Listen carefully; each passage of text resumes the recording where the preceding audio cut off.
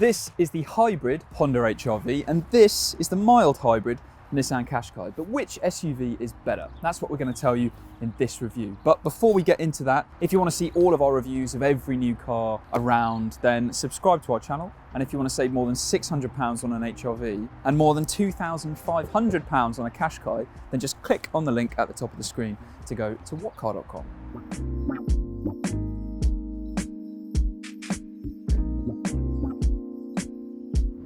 So the Nissan Qashqai, this is the third generation of this family SUV, and don't forget that the first generation model was really the car that started the trend of everyone wanting to buy an SUV. We've driven this third generation model in lots of various different trims and engines, and we know that it's very good. The version that we've got here is in N connector trim, which is the one in the middle. We think it's the best. The engine that this one has is the 1.3 158, which is a more powerful version of the 1.3 140. We think the 140 is the pick of the range. This is the slightly more powerful one, and it's got an automatic gearbox as well. The first generation Qashqai went on sale around 2006, but the first generation HR-V was around 7 years before that, and it actually went off sale the year that the Qashqai was released. Now, the HR-V obviously had much more of an off-road focused look to it than the Qashqai. The Qashqai was more like a family car on stilts, and that was the appeal of that car. That's what everyone wanted. But it's interesting that the HR-V was there before, but it's the Qashqai that unquestionably has been the biggest sales success. And indeed, many people regard that car as setting the trend for everyone wanting to buy an SUV and every manufacturer eventually wanting to build an SUV. So what does the third generation HR-V offer us? Well, it has this clean, striking design, doesn't it, that definitely doesn't look like an off-roader anymore. And you can only have it with a hybrid engine. And the version that we've got here is in mid-spec advanced trim. Let's look at these interiors, starting with the Qashqai. And up front, this is really quite impressive. You get a good mix of nice feeling materials up here. It all feels really well put together and solid. And even the buttons and the switchgear have a good feeling of quality to it as well. You also have a really good driving position in the Qashqai, and you do in the HR-V too, actually. So you sit nice and high, there's loads of adjustment. It's very, very easy to get comfortable. You can also, in the Qashqai, get this 12.3-inch fully digital driver display, which is bright, easy to read, and very useful to have. And if you go for Techno Plus trim, then you get the luxury of massaging front seats. Now, you can't get a massage in the HR-V no matter what trim you go for, but every version of this car has a real high quality look and feel to it. So again, like the Qashqai, you've got a nice mix of soft touch materials here, and again, all the buttons, all the dials have a really good feeling of quality to it, and it all just feels solid, robust, looks good too. But which interior do you think looks better? Make sure you tell us in the comments below. Now, when it comes to the infotainment systems, in the Qashqai, it's a little bit better than what you get in the HR-V. Now, on the entry-level trim of the Qashqai, you don't get an infotainment system.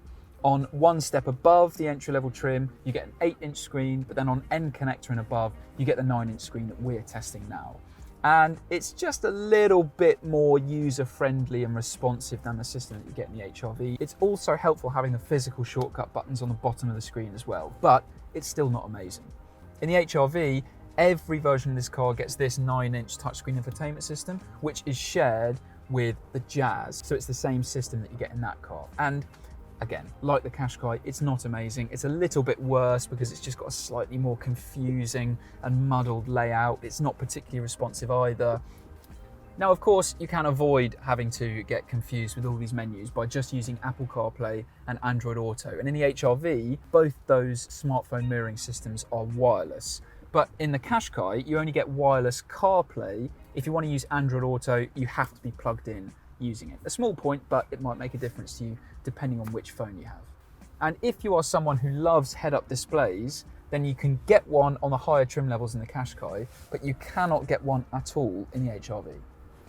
So ultimately, the two cars are fairly closely matched up front, but that isn't the case in the back. So in the Qashqai here, you can see that if you're just under 6 foot, as I am, then you really have plenty of space in the back.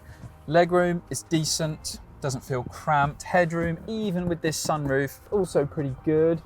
The Qashqai also has very practical rear doors because they open up to 85 degrees, which is wider than any car in the class. So you can see as wide open as they'll go.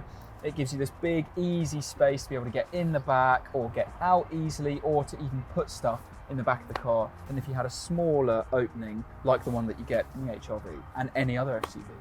Now, sure, those rear doors are very handy, but the HRV has another handy practical feature of its own with these magic seats in the back. So you can see you just very simply flip up the seat base and then it gives you this enormous extra storage room back here, which is very, very handy to have. Every HRV gets that as standard, which is great. And then when you are sat in the back here, you can see that legroom is amazing. It's like a limo back here, basically. You've got loads of room to stretch out in. And also because the floor has a kind of gentle slope up to the seat in front of you, it gives you this kind of armchair sitting position, which is great. But the problem is headroom. Now, on the outside, you've got that cool sloping kind of coupe roofline, but you can see here, I can't sit up with my head on the headrest because my head is just pressed against the roof here. So if you're carrying children in the back and you're only going to carry children in the back, this won't be a problem at all. But if you are buying this car knowing that you're going to have to regularly be carrying adults in the back, then they will feel slightly cramped because of this headroom. And if you need to carry 3 people in the back, then just beware that this middle seat is so much higher than the outer two, and it's a much harder seat base as well. So if you end up sat here, that really is getting the short straw. So clearly, comfortably, the Qashqai is better when it comes to rear seat space. The Qashqai also has the bigger boot. Now, as standard, you get a height adjustable boot floor with a couple of handy features on it. So you can see on the other side of this, you've got this white clean surface. So that means that if you just throw your muddy boots in the back, then this is very easy to clean afterwards. You can also see that there's very easy access to the underfloor storage, and there's loads of underfloor storage here. Plus, because this boot floor is split in half, it means you can slot it down in the middle there and effectively create 2 different sections of the boot and just stop all your shopping from rolling around in the back.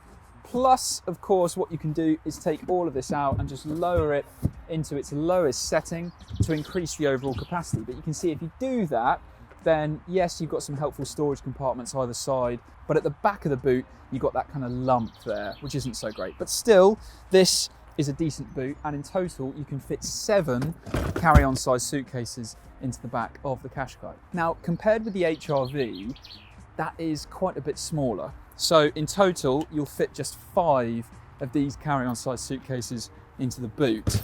And yes, there is a bit of underfloor storage there, but otherwise, for an SUV, this really is quite a small boot. So at 319 litres of storage, or 304 litres of storage if you go for a model with an upgraded sound system that robs a bit of extra space in the back for the extra speakers that it gets, then we're looking at an SUV with a boot that really isn't that much bigger than a Vauxhall Corsa's.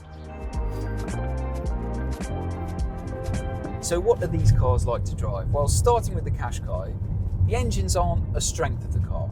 So we're in the 1.3 158, which, as we'd already said, is the more powerful version of our favourite engine in this car, which is the 1.3 140. But both the 1.3 litre turbocharged petrols aren't really that great. So they feel quite flat below 1500 RPM.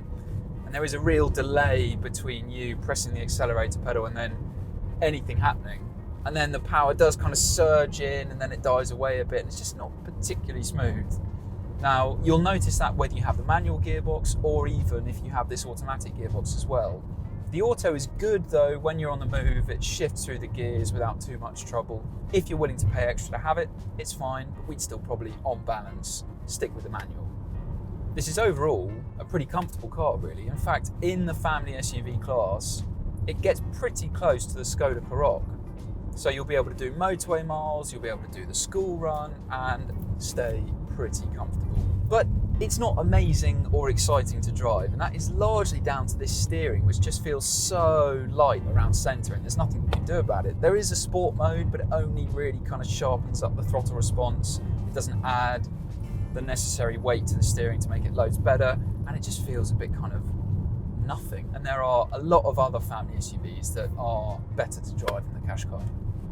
but it is quite quiet in here. So again, going back to the ride comfort thing, you can do lots of miles in this car in comfort and in relative peace as well, because there isn't a huge load of road noise.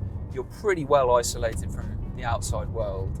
So it's just a shame this isn't a little bit more engaging or exciting.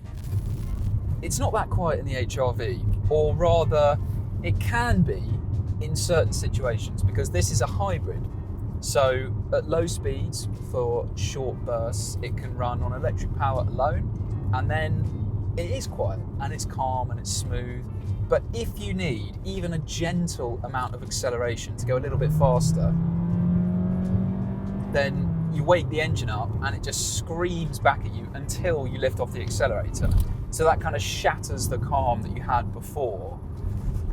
Now, this isn't a problem that you're going to have constantly in the HRV. You can hear now we're going along at 40 miles an hour and there's no horrible engine noise to accompany the progress that we're making. But it's when you're accelerating, when you need to speed up, when you need to join a motorway or overtake someone or just go a bit quicker, that is when you will have the soundtrack of that incredibly boomy, coarse engine note the whole way until you lift off the accelerator.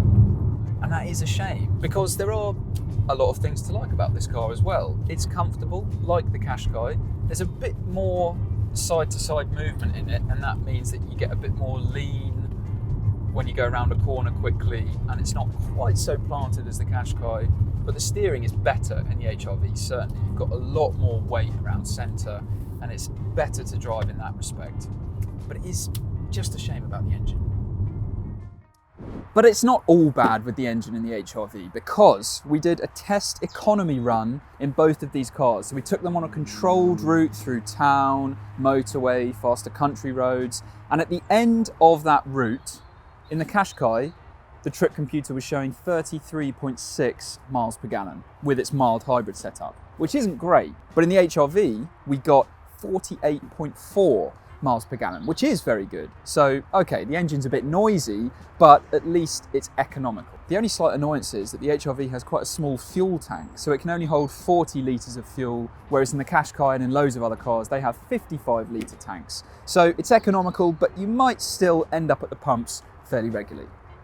When it comes to pricing, the entry-level HRV looks very expensive compared to other entry-level trims of its rivals. But that's because while other cars, like the Qashqai, come with smaller or weaker engine options and pretty stingy trims lower down the lineup, every HRV comes with a full hybrid engine and loads of equipment. So actually, spec for spec, there's not much between them. And the HRV has some pretty competitive PCP finance deals available too.